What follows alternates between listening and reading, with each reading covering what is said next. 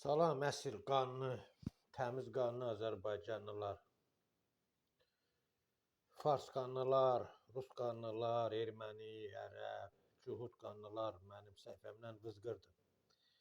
Mən də çoxumuz kimi fikrimi İrandakı olan olaylara, hadisələrə bildirim, qısa da olsa. O ağ am bağırırlar, anqırırlar, hürüyürlər, başlarına döyürlər, başlarına zığ yağlayırlar, o yağlayanlar. Başlarına kül əliyirlər, adam adama deyək, kül başına olubdur. Bax, özlərinə başına kül əliyirlər, kül başlarına olubdur. Allahın burada nə günahı, Allah onlardan yüz döndərir.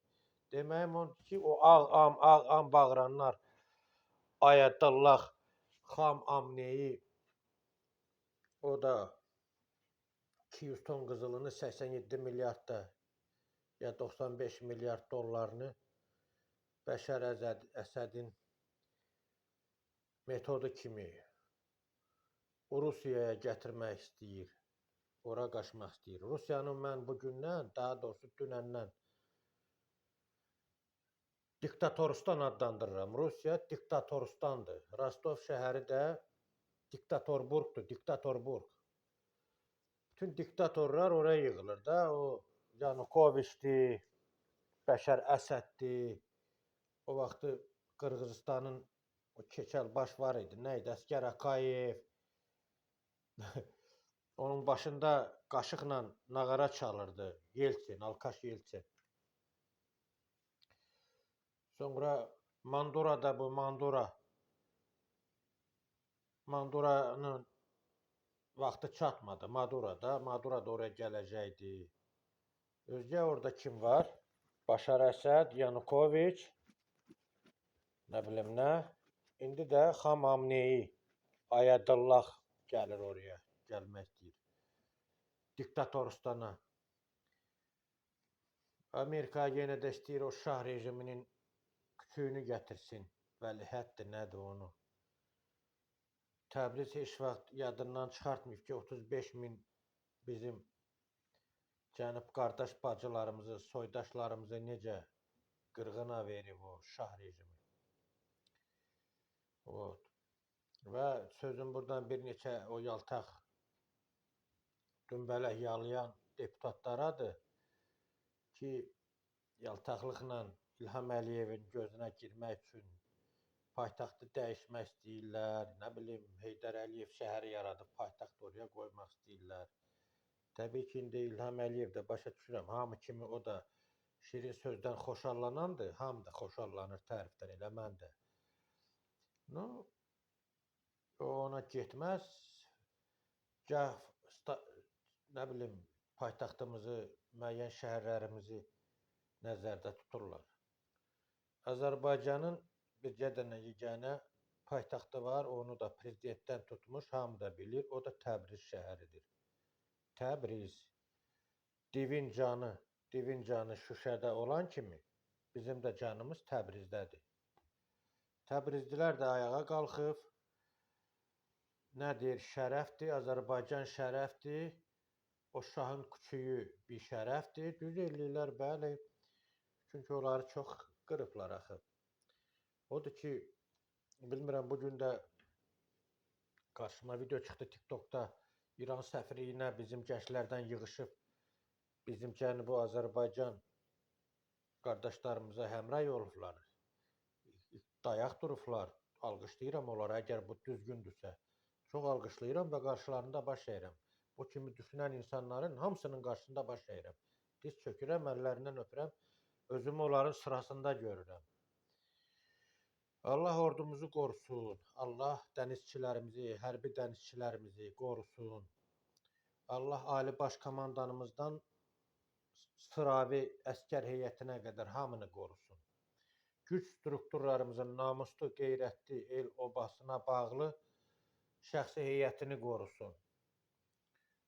Ehtiyatlı olaq, səbirli olaq, biz səbirliyik, təmkinli olaq, daxilimizdən təmizlənək və mən bilirəm ki, İranı 3 ya 6 yerə böləcəklər.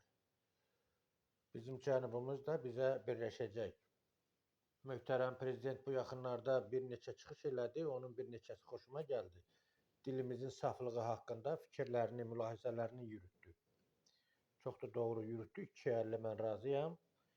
Bəli, dilimizdən fars mənşəli sözlər, ərəb mənşəli sözlər, beynəlxalq terminologiyalardan başqa bütün sözlər dilimizdən çıxmalıdır. Hamı da bilir ki, 1928-ci ilə qədər rəsmi, hələ 54-cü ilə qədər də Şimali Qafqazda, İranda, nə bilim, Mosulda, Kərkükdə Azərbaycan türkçəsində danışıblar. Ümumi işlək dilimiz bizim dil olubdur. Bunu indi Şimali Qafqaz xalqları öz içlərində, daxillərində bilirlər, çoxları bunu bir üzə vermirlər. Rəsmi 1926-cı ilə qədər, 28-ci ilə qədər, üzr istəyirəm. Araşdırmalar da var. Hətta Rus qadını araşdırmacısı, tarixçisi də bunu qeyd edibdir. Hətta 1953-54-cü illərdə Tabasaran milləti Azərbaycan dilində danışıblar və məktəbə gediblər. Bunlar da faktdır. Dilimizi qoruyaq. Dil insanın vizit kartıdır. Dil insanın özüdür, kimliyidir. Dilimizi qoruyaq, dilimizin saflığını qoruyaq. O yad millətə də 5-10 dənə şılğır-şılğurlar var o. Dişi cinsləri ərə gedirlər kül başlarına, onları da sıramızdan çıxardacaq. Milli kimliyimizi qoruyaq, milli birliyimizi qoruyaq. Milli münasibətlərimizi, qardaşlığımızı, ailə mədəniyyətimizi, qohum alıb, qız vermək, nə bilim, adət-ənənələrimizi qoruyaq. Bizdən örnək götürürlər qeyri-millətlər, çox. Avropa dövlətləri, o inkişaf elətmiş məhz dövlətlər bizdən ibrət götürür. Lenin Lena elə belə deməmişdi ki, Azərbaycan hara dönsə, bütün şərq ora dönəcək. Alimlərimiz haqqında da siz məndən yaxşı bilirsiniz. Çox şeylərimizi siz məndən yaxşı bilirsiniz. Bunun haqqında demək istəmirəm. Bir olaq, iri olaq, diri olaq, yenə də prezidentimizin dalında duraq. İndi ölkəmizin yaxşı xarici siyasəti var. Mən də keçmiş diplomatik korpusun əməkdaşı kimi mən bəyənirəm, sevinirəm, gəlli razıyam. Bax belə.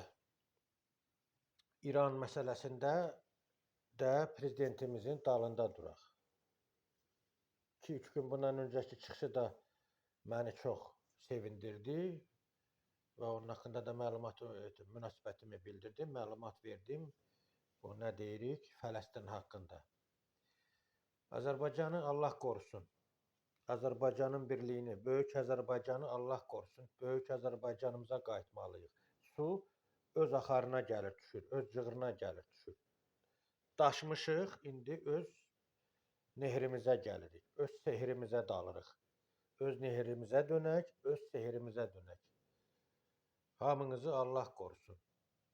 Ordumuzu Allah qorusun. Əskərlərimizi, zabitlərimizi, polislərimizi, xüsusilə də xüsusi xidmət orqanlarının gözə görünməz, cəbhənin gözə görünməz əməkdaşlarını, döyüşçülərini, DTX-nın döyüşçülərini Allah qorusun. Sağ olun əzizlərim, minnətdarım.